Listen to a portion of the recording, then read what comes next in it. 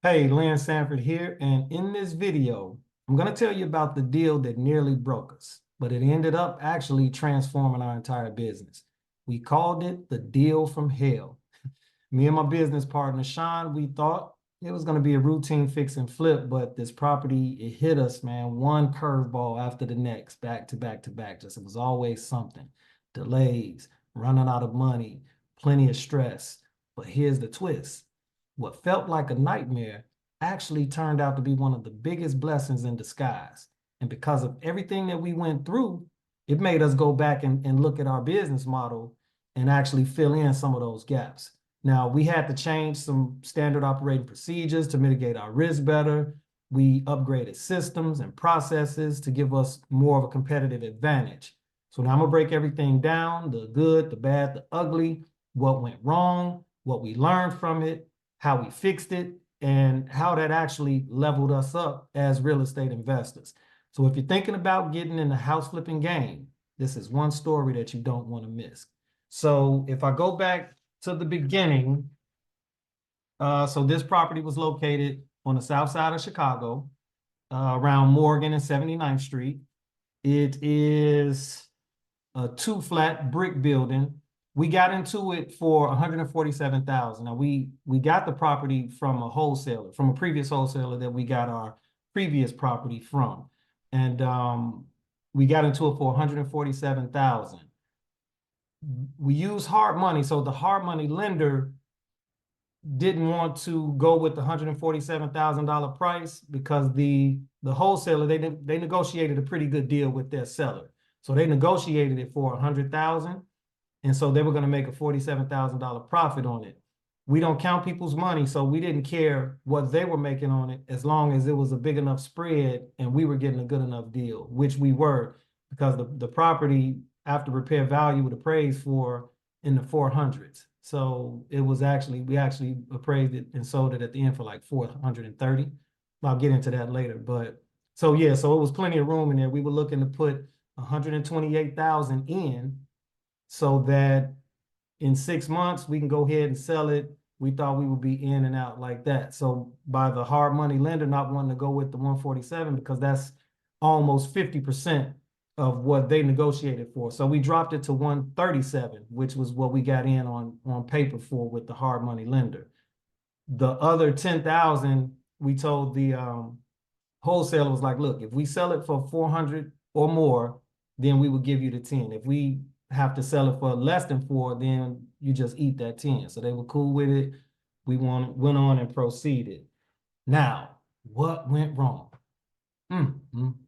So I mean, it jumped on us from the start. So we got into this property in October of 23.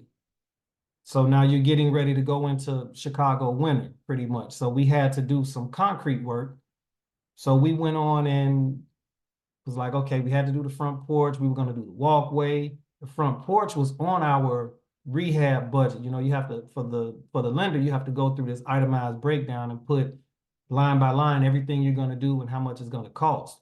When you're dealing with hard money, you have to have the money to start the project. And then once it's done, they send an inspector out. The inspector looks and say, okay, yeah, I see you did the cabinets, you did the floors, you did this, you did that. And then they reimburse you the money off your itemized line that you paid up front in advance.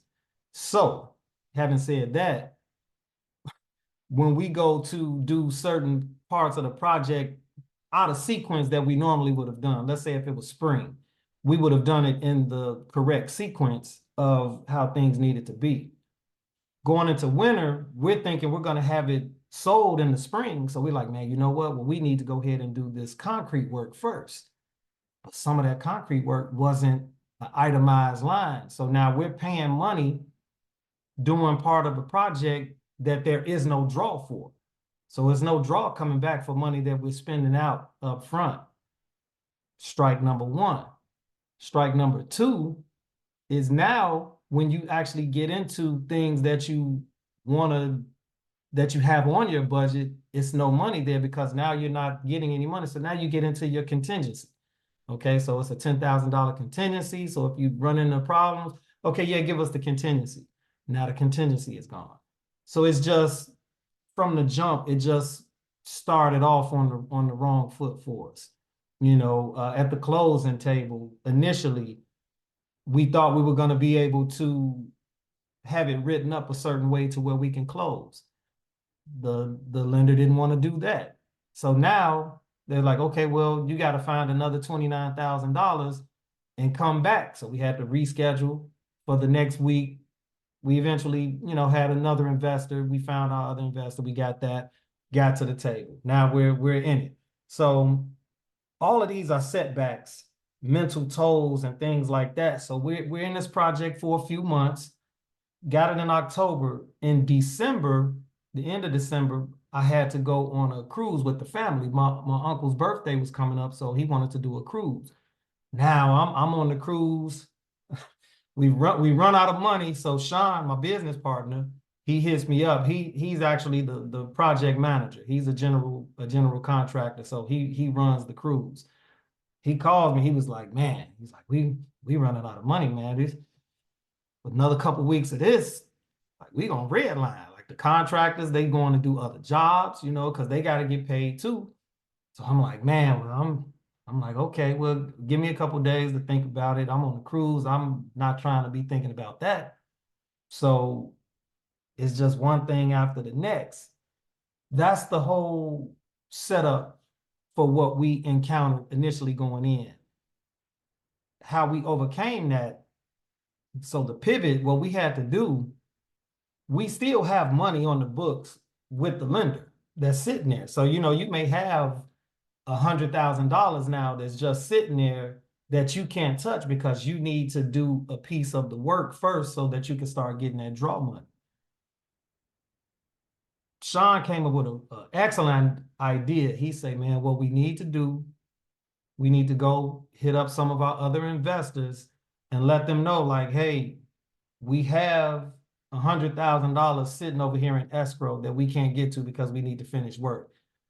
If you invest X amount of dollars, we would give you X amount of return on your money within, let's say, 30 days, because the money was there. We just needed to actually do the work. So we found some people that were actually willing to invest in that. Some invested multiple times, get your investment back, your return back, you roll over the investment again. And we did that. But the downside of that, that's your profit on the back end. Every time we have to negotiate another deal with an investor to get them paid money, that's taken away from our profit on the back end. Me and Sean basically are giving our profits away in order to finish the deal, which was the main objective, because we have investors that's already involved. So if you let the property go and the lender forecloses on it and you lose it, those investors lose that money. That's rule number one. If you get in this game and you have investors, people that's willing to invest money into your deals, do not let them lose their money, even to your own detriment. If it hurts you, you still got to make sure that they get paid, whether you hurt your credit or whatever, which we ultimately did. But that was rule number one. We couldn't let the property go to foreclosure. We had to make sure that these people got their money at the end of the day, even if it was to our detriment. So that was the first thing. He came up with that idea. So we went with it, and we were able to push the project along to keep getting these draws. But eventually you run out of draw money, but it's still stuff left. This project, it should have been a full gut. And that was another issue. The project should have been a full gut. So now that it's not a full gut, you can't do certain things because you can't get into the walls all the way. So now you have to get into half of the walls. It was just a gumbo of a bunch of different things here and there going wrong. But every time we were presented with a challenge, we just had to keep pushing through. So that was the next phase of it. So now it's still things that need to be done.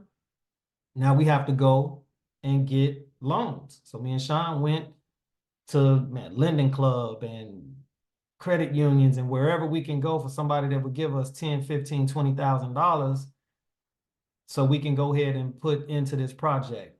we ultimately estimated 128. We probably spent about 170, 165, somewhere in there, everything included. When you're talking about holding costs, because we wound up holding this property instead of getting out in 6 months, we held this bad fella for 14 months. So, I mean, you're talking about interest only payments to a lender, and then the contract is only good for 12 months. So now those extra 2 months, that's an extension. The extension costs a couple grand. So when you look at everything, we went over a lot from what we were supposed to. All of that overage, that comes out of your profit at the end. So it's just one thing after the next. So it was certain things that we weren't able to do. We wanted to, like the basement floor was real lumpy and uneven. We wanted to concrete it out, smooth it out, and do an epoxy floor down there. We weren't able to do epoxy. We just had to lay carpet over the top of the concrete. So we had a couple of buyers when they came in. They didn't like the basement floor per se, just they didn't like the lumps. So they passed, but that was something we missed out on. We couldn't do. We couldn't do a backsplash in the kitchens because that was a couple grand a piece. So just certain little things that normally we would have done, we had to leave off because we weren't able to actually do it because we didn't have the money to just do it. We were just trying to get the project buttoned up and finished as good as possible and hope that we could find a buyer that was looking to just rent it out, which we ultimately did. So like I said, we sold the property, we sold it for 430,000. We had to give the buyer a $10,000 credit. So it shows 430 on paper, but it really was 420. So 420,000, minus all your expenses, the money that the realtors get, the money you put in for the rehab, the money you pay for the property, minus your down payment. All of that stuff came out, which still, when the closing happened and we got the deposit into the account, it was still $140,000 deposit. So we made a nice substantial gain. So our numbers and figures were right on the after repair value. What was wrong was the time length and the estimation of how much we thought the rehab would be. So once we did all of that and everybody got paid out, all investors got paid everything that they were promised, plus late interest. So we do our contracts for 6 months, but then we have X amount of dollars get paid every month for late fee if we don't finish within that time frame, which this is the first time actually we didn't finish within that time, but that's why you put that clause in there. So once everybody got paid, me and Sean were left with no, we made 10 grand total. So we split that 5 apiece. So, but everybody else got paid. So when you look at it, you hold something for 14 months, you put all of this time, effort, energy into it, and then you walk away with 5 grand a piece. So I'm grateful for it because it could have been a loss. You could have not been able to pay all your investors, and that's a black eye on your business. So we're grateful for how it turned out because we sold it at the perfect time that we were able to sell it. We sold it just before the New Year's Eve and Christmas holiday rolled around in December. If you miss out on that, now you're back into January. That's another month of interest payment. That's another month of interest paid to your investors. So lenders, man, it would have been brutal. And it almost happened. That was the final straw from the business was the water bill. So you have to get a final water bill reading when you're going to sell it so that in the closing, you can pay off your water bill. So whoever the next buyer is, they start off with a clean slate. We're waiting on the water department to just click a button and say, okay, this is the final reading, we're good. It didn't happen. And we're waiting 1 day, no, 2 days. Everything was ready. The closing was ready. All the papers were signed by the buyer from the seller. Only thing we're waiting for is that button, and then the title company will release escrow, and then we can pay everybody. Didn't happen. I'm talking to my attorney. He was like, man, bro, they're the bane of my existence. Like this, I got 10 files right now waiting to close, but waiting on the water department to send us this this final bill letting us know we can close. A $430,000 real estate deal being held up by a $700 water bill. This was the final hold of this property. Just wanted to be the deal from hell all the way to the end. So I wanted to make sure I communicated with our investors. So I hit everybody on the text, was like, hey, the deal is done. The papers are signed. We're just waiting on the water department to ultimately give the okay so that the title company could release escrow. Bam, blessing from God. Wouldn't you know? One of our investors knew a young lady that worked in there. So he hit her up, was like, hey, do you know such and such? She was like, well, I'm on maternity leave right now. I'm off. I'm not in there, but I can check for you.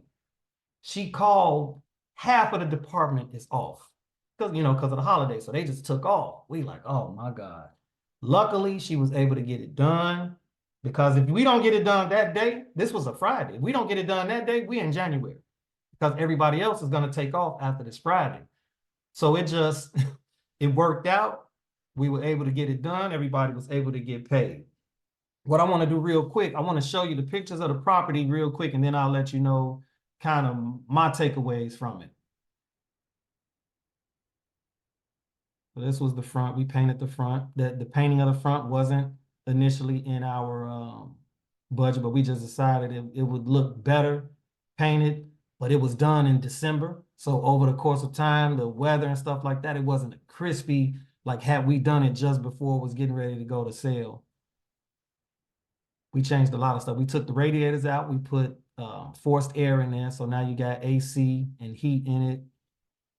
Painted, put the little pop of color in there. New windows. Had to do the roof, everything. We did a lot of work in there. Those are the original floors. We just shined them up. And we do virtual staging. We don't actually stage the actual property. We just do it virtually. That's the dining room. We put that accent wall on there. So that all of that texture on the wall, our contractors do that. Put the nice little bling chandelier lights in it. Again, virtual staging. That's one of the bedrooms. Got your bathroom on the first floor. Second floor bath. And Fortune 5, that's our company, me and Sean. My company owns half, his company owns half of it. So this is what we do our joint ventures through, Fortune 5 Holdings. That's your kitchen. Notice we couldn't put any backsplashes on it. The appliances, I had to go to an appliance place and get it on credit. And that was another bill that I had, investor gave us the money to pay that off. It's just running out of money is not the move. That is rule number 2. Well, rule number 1, pay your investors. Rule number 2, make sure you don't run out of money. These are your kitchens. This is a little nook on the second floor. So on that second floor, you can go right outside of that door. It's a balcony. So yeah, it was real nice, man. We put a rubber roof on top of that balcony. So came out real nice. But that's what this nook looked like before and after. Well, we do any 2 flats we always duplex the first floor and the basement together. So we knocked that wall out and just put a banister right there. Sometimes we even had to cut holes in the floor if you're not able to. This one you were able to get to it, get access to it through the first floor. But some of them is no first floor access. You actually have to go out a back door. We'll cut a hole in the floor and put stairs in it. This already has stairs. So we just knocked that wall down and put banisters on it. That's going down to the basement. We had to put carpet on it, like I say, because we couldn't do the epoxy. This is what the basement was like initially. It was just an open space. So we had to shift some stuff around, but that's what it looks like now. Painted the poles black. We enclosed the gas meters inside of that closet. We put the recessed cans. We painted the beams. That's the bathroom where that guy's standing. That's my business partner, Sean, right there. Where he's standing, that's where the bathroom went. That furnace room, we kind of enclosed it and we opened it up on the other side, on the back side of it. This is your laundry room. What we did on the second floor, we turned the pantry into their where their wash and dry will be. We turned it into the laundry room. So it's got the hookup and everything ready. So whenever that person puts the tenant in it, they just have to bring they can do a stack and put it on, the wash and dry stack. This is when you first walk in the front door, there's a small little vestibule where it's a door right there off to the side where you can get access to the second floor as opposed to going straight and going into the first floor level. So this is the staircase going up to the second floor. And what we did when you get upstairs, when you get up to the top of the stairs, it's a closet right there before you even walk into the house. We put their air conditioning unit in that closet. And then this is enclosed back porch. That's off the first floor. And this is the one off the second floor. And this is the second floor one, just looking at it from a different view. Right. No, I'm sorry. This is, okay, no, this is the enclosed porch on the first floor, looking at it from the view looking out of the window. This is the second floor, looking at it, looking out of the window. Then this is the concrete we did. This is the part that wasn't in the actual budget, but it had to be done. I mean, you can look at it. You know, when the inspector comes for the buyer, they'll ding that all day. So yeah, we knocked that out. The back porch, we put a new back porch on it. So to the left is the original porch. This is the new back porch we put on it. And then we did a slab for the garage. There's no garage on it, but we updated the slab. So you can see what the slab used to look like. And we went on to put a new slab on it. We took care of the grass. You get it weed and feed over the course of time while you have it. And yeah, and that's everything that we did to it. So what lessons did we learn? So my advice for investors that's thinking about getting into this house flipping game, the first thing we realized was that we were on the wrong side of the transaction. And what I mean by that, when you look at all of the money that changed hands, when you look at the real estate agent, you had our agent that was representing the seller. They didn't really have to put the time into it like we had to put into it. And then they got a nice piece, like 3% of 420. The buyer's agent showed their buyers around, they got 2%.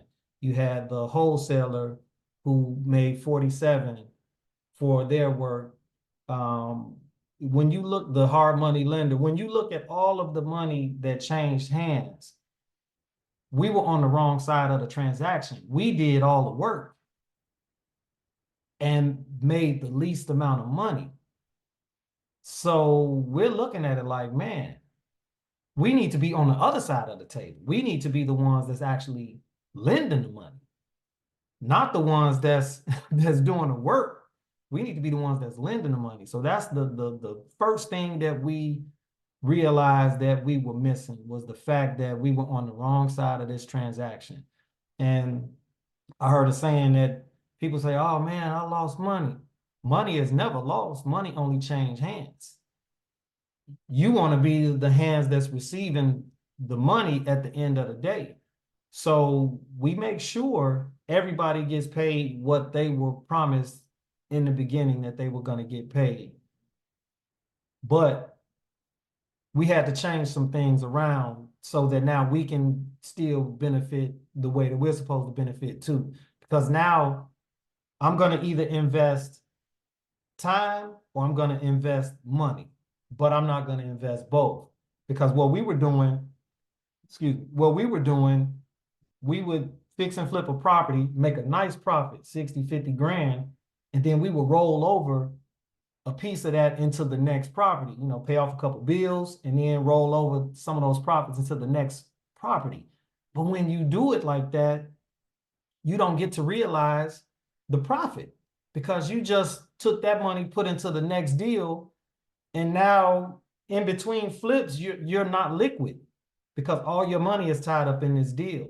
So we know that now we want to stay liquid in between our flips.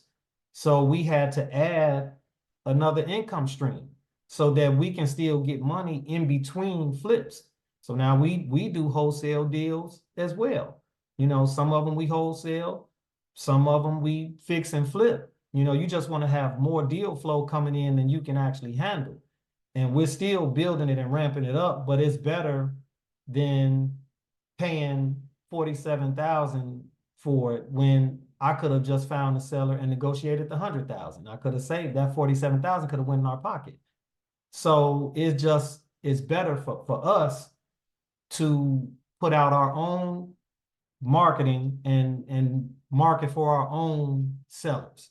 So we find our own sellers. We don't use hard money anymore. No more hard money because the cost of money is too high. When you look at the amount of money you have to put down, then when you look at making interest-only payments, and you look at if you had to go over and then you have to pay for an extension, when you're talking about the way the draws are set up. Now I have to take my money, put into it before you reimburse me the money. I might as well just have an investor pay for the rehab and I don't have to worry about getting into it through a hard money lender. And it's better for everybody. It's better for the investor because let's say this person is a doctor.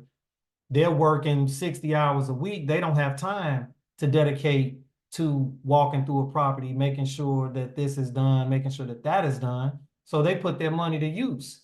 We put our time and expertise to use. They put their money to use. It's a win-win situation. They get paid a return on their investment. We don't have to use our money up front. So therefore, when we make our profit, we realize and get to hold and keep our profit. And that's just a win-win scenario for everybody. It works out better that way. Another thing we've done, if we get to for one, we really only deal with single family homes if possible. If we do another 2-flat, then it'll have to be a light rehab. Anything that's not a light rehab, we automatically mark it down as a full gut. That's just a standard operating procedure now. We'll never get caught. We'll never get caught like that again by having something that should have been a full gut, but it was underestimated as not being a full gut. So that's what we do now. We come into something, we really only want to deal with single family homes, because if you think about that, the size of that 2-flat with the first floor, second floor, and a basement, that's 3 single family homes we did. 3 single family 800 square foot houses is what you did. So instead of doing that, we could have just done 3 single family houses, but that would have been a separate profit for each one.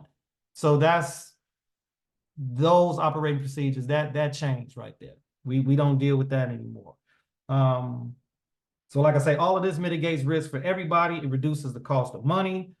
And it pays to communicate with your investors, because that's how we were able to get the deal closed with the water department. Part of it is through communicating with the investor. We want to make sure they are aware of everything that's going on.